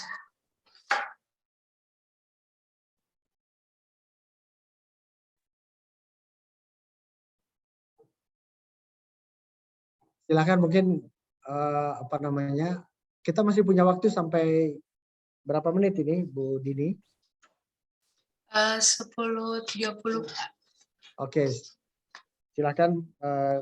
Kiranya ada hal-hal yang perlu kita perdalam, ya.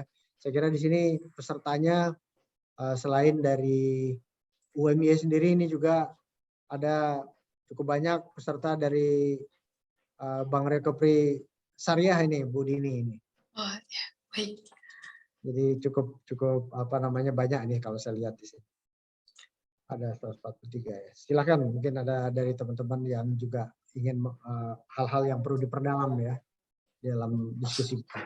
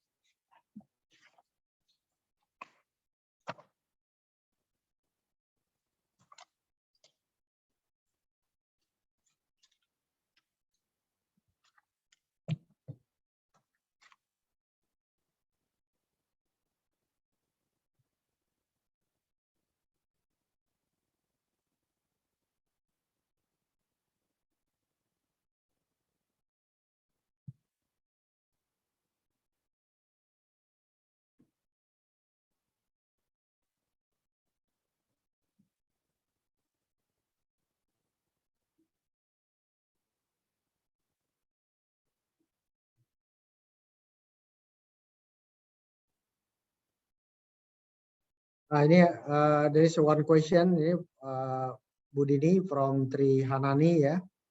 I don't know Trihanani is it from UMY or from Bank Recovery ini? Trihanani ya. Apa tantangan Bank Syariah untuk menerapkan GCG saat ini, terutama di Bank Riau? Oh, dari Universitas Mataram ya, dari Lombok ini. Saya bisa langsung jawab atau kita tunggu dulu atau gimana nih Bu Dini? Boleh langsung dijawab, Pak. Baik. Ya, baik. Terima kasih Bu Dini ini. Terima kasih untuk Mbak Trihanani ya dari Mataram, Universitas Mataram. Jadi kalau pertanyaannya adalah apa tantangan dalam menerapkan GCG saat ini di Bank Syariah ya. Mungkin begini dulu. Bank Recovery ini alhamdulillah dalam beberapa hari yang lalu kita sudah menerima izin sebagai Bank Syariah secara penuh atau kita sebut sebagai full-fledged Islamic Bank ya. Bank Recovery Syariah is the 15th ya, yang ke-15 Bank Islam atau Syariah Bank in Indonesia. Kita merupakan Bank Syariah yang ke-15 ya. Kemudian untuk BPD kita merupakan BPD yang ketiga yang menjadi syariah setelah Bank Aceh dan juga Bank NTB Syariah ini Bu, saya panggilnya Mbak aja ya, Trihanani. Kita insya Allah yang ketiga Bank Recovery. Nah, tantangan dari penerapan GCG ini tentunya kalau dari sisi governance structure insya Allah tidak ada ya, karena bank-bank syariah by regulation sudah memiliki yang namanya governance structure. memiliki Board of Commissioner, ya selain RUPS sendiri ya sebagai forum tertinggi dari perusahaan atau dari bank syariah, tetapi juga tentu sudah ada yang namanya Board of Commissioner, Dewan Komisaris, kemudian juga ada Dewan Pengawas Syariah atau Syariah Supervisory Board, kemudian juga keberadaan dari direksi sendiri beserta perangkatnya. Insya Allah itu tidak ada masalah. Yang menjadi tantangan adalah bagaimana governance proses. Nah, kalau kita bicara soal governance ini kan ada governance structure, kemudian ada governance proses. Nah, ini adalah bagaimana kita misalnya selalu menjaga keseimbangan, ya, the balance between controlling shareholders dengan minority shareholders. Nah, ini selalu menjadi isu.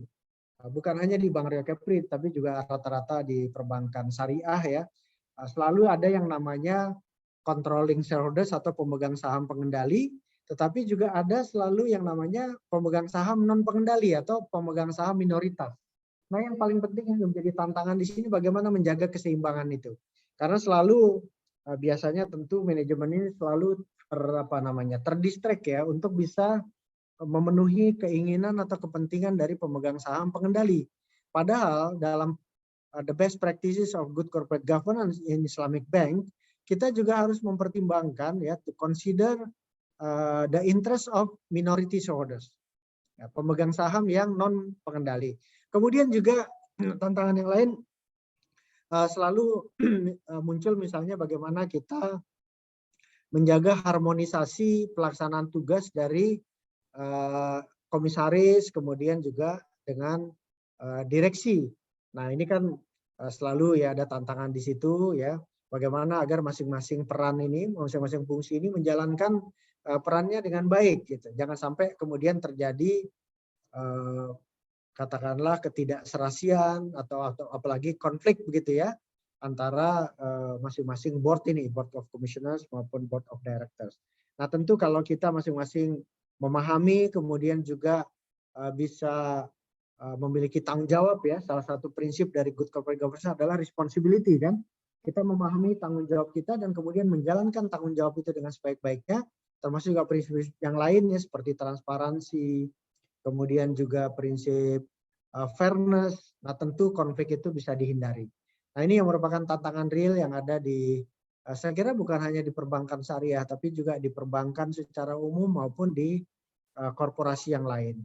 Nah, kemudian juga yang sering juga menjadi tantangan bagaimana kita menjaga tadi itu salah satunya implementasi dari aspek transparansi. Nah, di satu sisi kita memang ada prinsip dari good corporate governance, ya, prinsip dari tata kelola yang baik adalah transparansi, tetapi seringkali juga penerapan ini apa istilahnya sudah terlalu bablas gitu ya, kebablasan. Transparansi ini akhirnya melanggar ketentuan yang lain, yaitu yang namanya kerahasiaan bank atau kerahasiaan nasabah. Nah, ini tentu apabila itu terjadi, maka yang bersangkutan ya malah terkena sanksi. Ini tentu sesuatu yang dihindari. Bahkan perusahaannya juga bisa dirugikan ya karena bisa terpapar pada risiko-risiko hukum misalnya. Nah, ini merupakan tantangan real yang terjadi di perbankan ya, termasuk di perbankan syariah. Termasuk juga nanti bagaimana kita secara adil kemudian secara berimbang memperhatikan kepentingan dari masyarakat ya. Karena bagaimanapun perusahaan ini kan memiliki goal, termasuk bank-bank syariah ini kan ada goalnya yang target ya yang akan dicapai kan.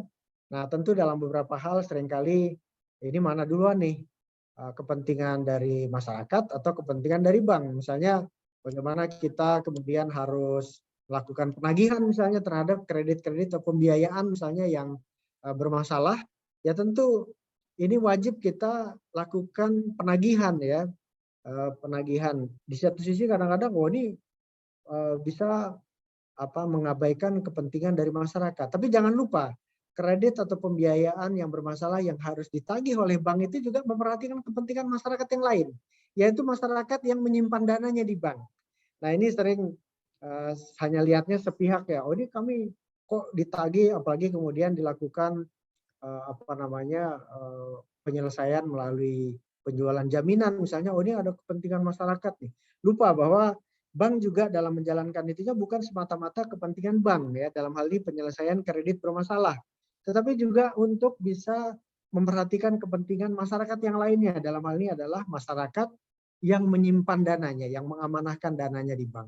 Nah, ini saya kira prinsip-prinsip ini harus diperhatikan.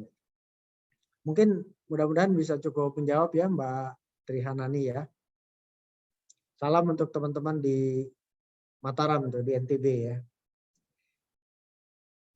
Oke, berikutnya Mbak Dini, saya langsung baca aja ya. Ada pertanyaan berikutnya nih dari, oh ini kayaknya dari Bang Rio sendiri nih. Bagaimana kira-kira optimisme kita dalam menjalankan bisnis secara syariah? Hal ini sehubungan dengan baru beralihnya BRK menjadi BRK Syariah. Oh, ini dari Ngatini ya, pegawai KPN Divisi Kepatuhan. Oke, tentunya kita harus selalu optimis. Itu kan salah satu prinsip kita kan. Kalau kita sudah kehilangan optimisme, kita tidak bisa lagi nih. Bahkan tidak bisa hidup sebagai manusia yang normal ya. Kemudian juga kita tidak bisa melaksanakan tugas, bekerja dengan baik ini kalau kita sudah kehilangan optimisme. Nah, tentu dalam hal kita menjalankan bisnis secara syariah ini ada optimisme yang bahkan lebih besar. Karena kita yakin bahwa prinsip-prinsip di dalam Islamic banking activities ya, dengan kesesuaian dengan syariah ini kan bukan hanya aturan yang sudah proven ya, sudah terbukti bagus ya. Bukan hanya di negara-negara muslim, tetapi juga sudah dipraktekkan di negara-negara yang muslim minority, seperti misalnya di Eropa Barat ya, bahkan di Amerika. Di Eropa Barat ini lembaga-lembaga keuangan Islam ini berkembang sangat pesat, sangat maju. Di UK misalnya itu sudah ada beberapa lembaga keuangan Islam yang berdiri di sana. Bahkan ada lembaga pendidikan juga yang memang secara clear mereka melakukan bidang-bidang pengajarannya di dalam pengembangan Islamic banking activities ini. Misalnya di Durham University ya. Nah, kemudian di Amerika juga sudah berdiri beberapa ya perusahaan atau lembaga keuangan Islam ini. Ya, ada Lariba misalnya, kemudian juga ada beberapa yang lain. Artinya prinsip-prinsip syariah di dalam Islamic banking activities ini sudah proven, sudah terbukti. Paling tidak sekarang usianya sudah di Indonesia sendiri sudah 30 tahun. Di Malaysia tadi kalau kita mengacu kepada pendiriannya Bank Islam pertama di Malaysia itu tahun 83 kan berarti sudah 39 tahun di sana. Kemudian juga di belahan-belahan dunia yang lain. Artinya ini sesuatu yang sudah baik. Itu kalau kita lihat dari sisi dunianya saja ya, bahwa perbankan Islam ini juga bisa memberikan hasil yang baik ya, meningkatkan kemaslahatan ya, kemanfaatan bagi banyak orang, bukan hanya bagi shareholders tapi juga bagi masyarakat luas, dan juga bisa menghindari dari kemudaratan. Karena kita tahu salah satu prinsip dari bank syariah ini adalah tidak boleh membiayai hal-hal yang bisa merugikan masyarakat banyak. Kita tidak boleh membiayai usaha-usaha ya walaupun secara bisnis layak, menguntungkan, tetapi tidak boleh kita biayai. Misalnya pabrik minuman keras, ya, kemudian hal-hal yang terkait dengan perjudian dan seterusnya. Nah, tentu ini memberikan kemanfaatan tersendiri bagi masyarakat. Tapi juga mudah-mudahan ada satu hal yang perlu kita consider ya untuk bisa selalu optimis dalam menjalankan bisnis secara syariah ini adalah insya Allah kita mendapatkan keberkahan ya. Ini dari sisi ukhrawinya. Nah, ini saya kira mungkin jawaban saya kepada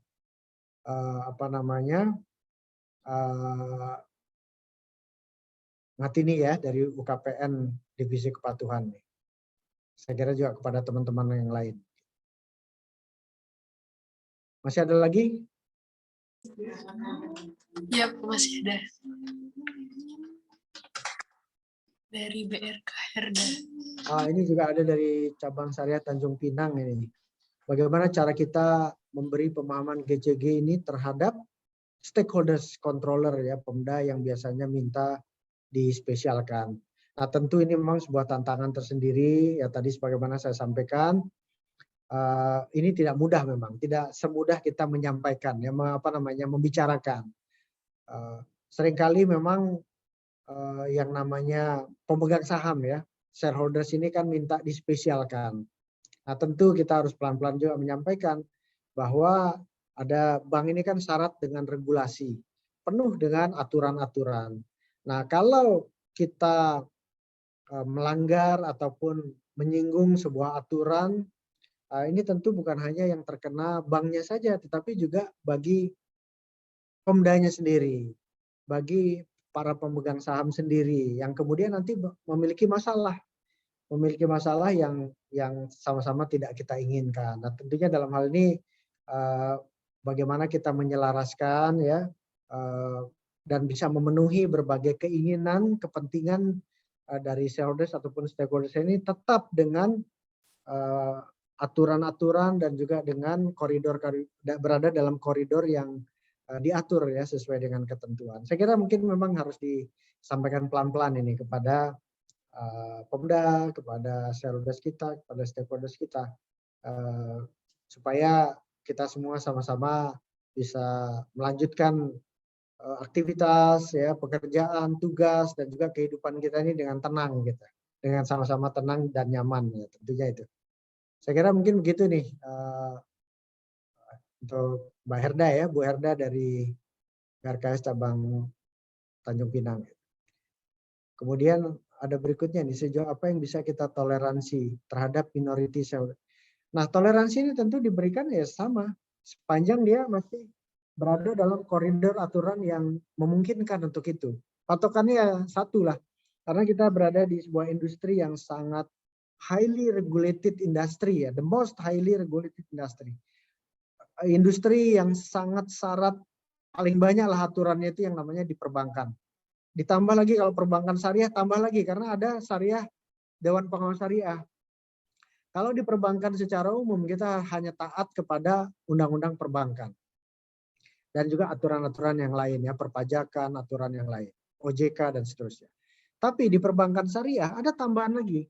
Kita harus taat juga kepada aturan dari fatwa-fatwa Dewan Syariah Nasional. Nah, ini yang semua kita harus pahami dan juga kita sadari ya.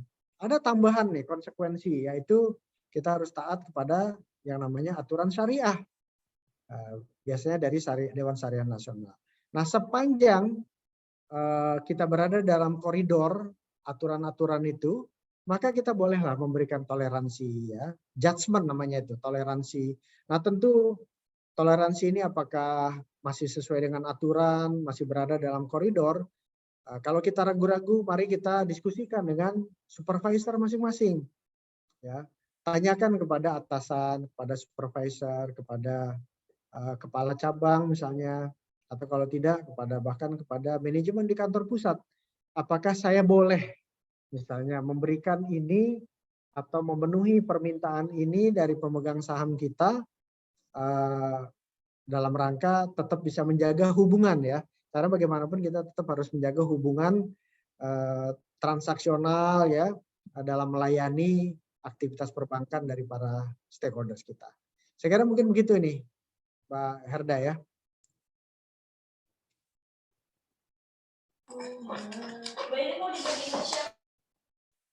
Ini ada satu pertanyaan lagi nih. Bagaimana pendapat Bapak terkait wacana penggabungan UUS BPD SI untuk dimerger menjadi BPD Syariah? Apakah hal ini merupakan peluang atau tantangan bagi BRK karena sudah menjadi BPS Bank Syariah ya saat ini, atau justru bisa dijadikan mitra ke depan untuk kemajuan BRK di kancah nasional? Nah, tentu begini, pertama kita melihat bahwa ada satu ketentuan atau aturan yang sudah tercantum di dalam Undang-Undang Perbankan Syariah nomor 21 tahun 2008 yang menyebutkan bahwa bagi bank manapun ya, bank konvensional manapun yang memiliki unit usaha syariah, maka selambat-lambatnya 15 tahun setelah aturan itu diundangkan, Aturan itu kan Undang-Undang Perbankan Syariah itu diundangkan tahun 2001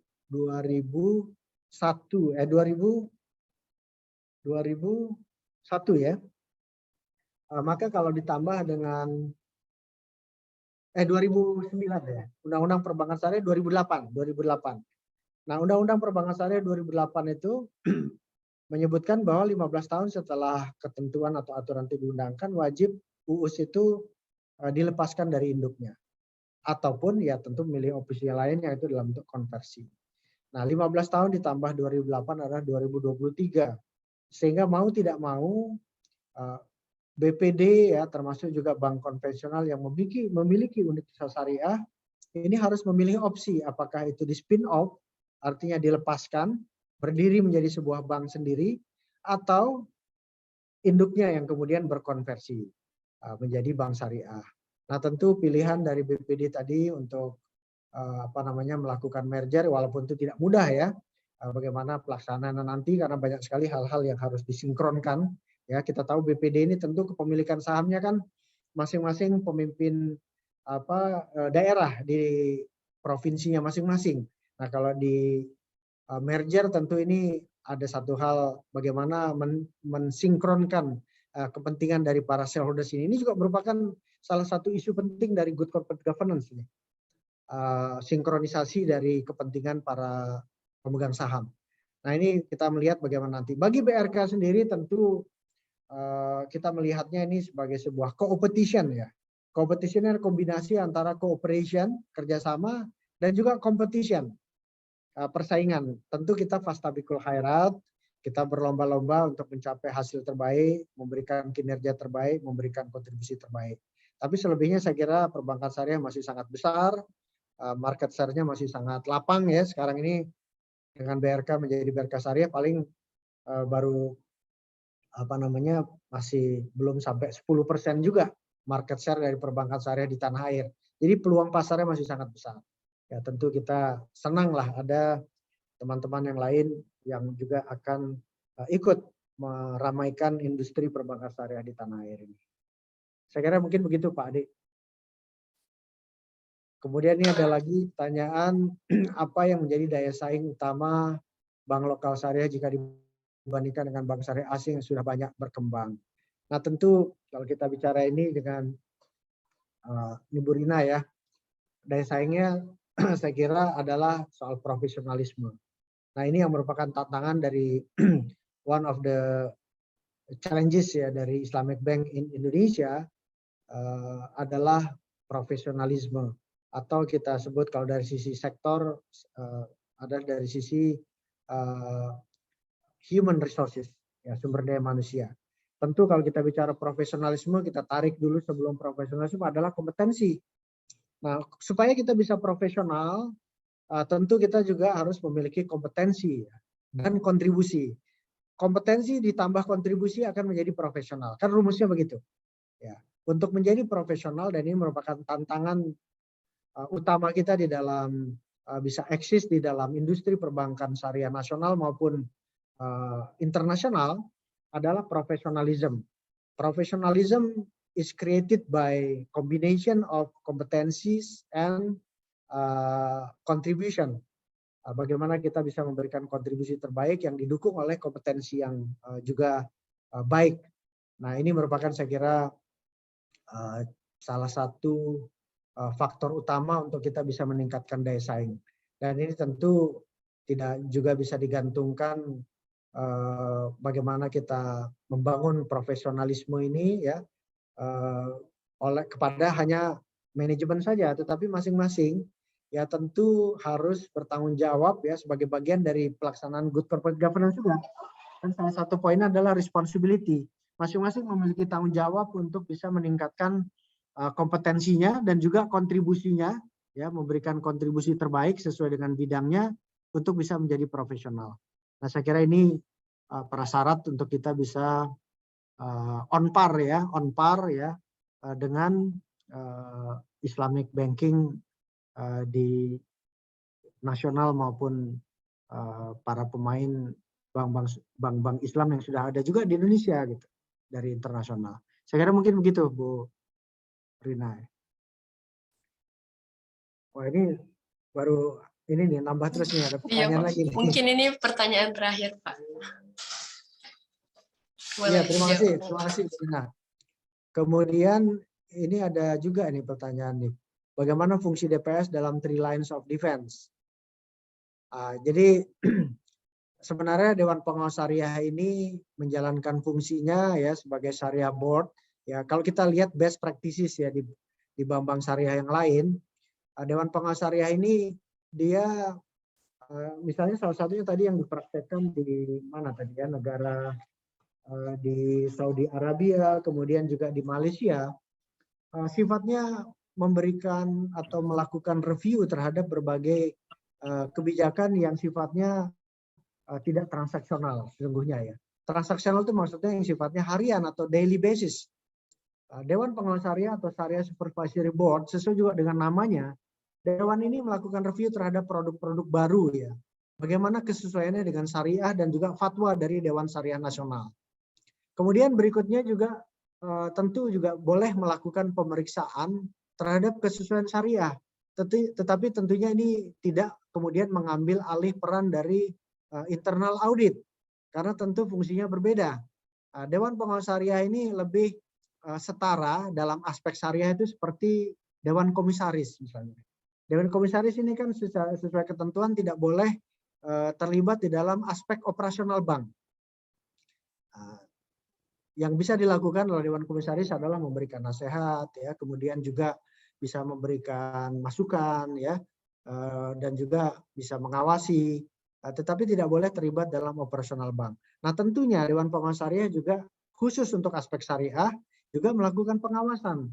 Nah, boleh saja secara sampling misalnya melakukan pemeriksaan bagaimana implementasi syariah ini, ya, syariah compliance ini di unit kerja tertentu misalnya. Nah, tentu sifatnya ini sifatnya hanya sampling untuk atau melengkapi ya laporan yang sifatnya tahunan tadi atau secara periodik tadi. Karena kalau tidak nanti apa bedanya dengan internal audit misalnya kan? Padahal internal audit ini jelas diatur ketentuannya, mereka memeriksa ya lebih rutin sifatnya untuk memastikan segala aktivitas bisnis ya transaksi dilakukan sesuai dengan ketentuan yang ada. Nah, makanya memang Dewan Pengawas Syariah ini biasanya dilengkapi oleh keberadaan syariah compliance. Nah, syariah compliance biasanya ditaruh unit ini di dalam divisi kepatuhan syariah. Nah, itulah yang kemudian juga dimiliki oleh banyak bank-bank syariah. Nah, inilah yang kemudian nanti menjadi salah satu kepanjangan tangan dari Dewan Pengawas Syariah untuk memastikan seluruh aspek yang ada di bank syariah itu telah patuh terhadap ketentuan syariah. Gitu. Jadi ini mungkin prinsip yang harus, bukan kata saya ya, tetapi ini kata peraturan yang ada dan juga bagaimana best practices ya, praktek terbaik yang sudah dipraktekkan di bank-bank syariah yang lain yang sudah jauh lebih lama ya, lebih proven. Saya kira mungkin begitu yang dapat saya sampaikan untuk Pak Arifan ya. Terima kasih pertanyaannya Pak Arifan. All right, thank you so much, sir, for the great explanation, the attractive material. Hopefully, it can help the audience to have a better understanding of introduction to Islamic bank accounting and governance, past, present, and future direction. All right, now we are turning to the next agenda, this photo session. For all of you guys, please turn on your camera.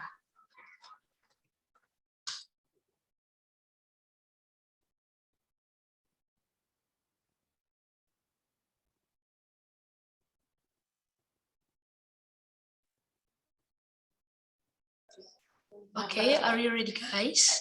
I count. 1, 2, 3. Smile. Once again. 1, 2, 3.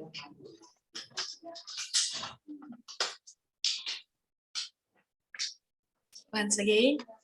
1, 2, 3.